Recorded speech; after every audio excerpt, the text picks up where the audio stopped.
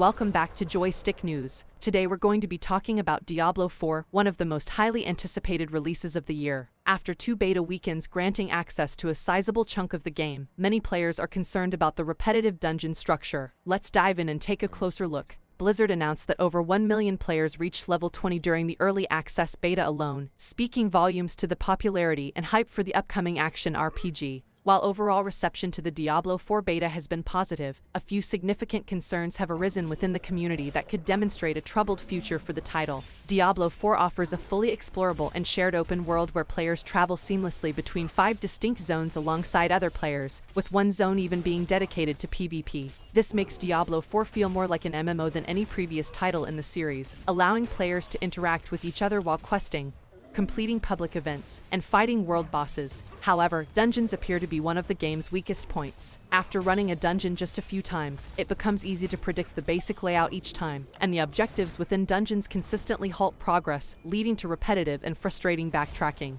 With dungeons reportedly being the cornerstone of the Endgame experience, many feel these foundational design flaws paint a grim picture of the long-term appeal of Diablo 4. Beta players were given access to over 20 dungeons in the first zone, and since dungeons were typically the fastest and most consistent way to acquire new gear, players looking to obtain the best gear would grind dungeons. Dungeons in Diablo 4 operate similarly to previous Diablo titles and other ARPGs in that they are procedurally generated, but they seem to be much more straightforward this time around. Within the first zone, dungeons follow the same basic layout of one main path with minor deviations until players reach a locked door that can't be opened until they complete a specific objective. Objectives in Diablo 4's dungeons essentially fall under one of only 3 categories that boil down to killing all enemies in the area, killing 3 enemies or nests, and finding keys to unlock the door. This limited structure makes dungeons extremely repetitive and regularly halts all momentum, as some cases require players to backtrack through a dungeon once or twice over in order to progress. Though they weren't available during the beta, Nightmare dungeons unlock at Diablo 4's World Tier 3 and will essentially be modified versions of the normal dungeons with various ailments and enhancements applied to players and enemies. However, many are skeptical that Diablo 4's Nightmare dungeons will offer enough variation to keep them interesting for years to come. As is to be expected with any modern live service game or MMO, the in-game and seasonal content is where most of the final verdict on Diablo 4 will lie.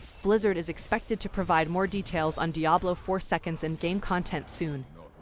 But if dungeons simply retain the same basic structure with more difficult enemies, players may end up leaving the game quickly after release. Overall, while Diablo 4 Second's core components look, sound, and feel great, the game's repetitive dungeon structure is a significant concern for players. With the solid gameplay foundation that Blizzard seems to have nailed in this latest installment, long-term support could keep Diablo 4 active longer than any other title in the series. Diablo 4 releases June 6th on PC, PS4, PS5, Xbox One, and Xbox Series X, S. Stay tuned for more updates on this highly anticipated release.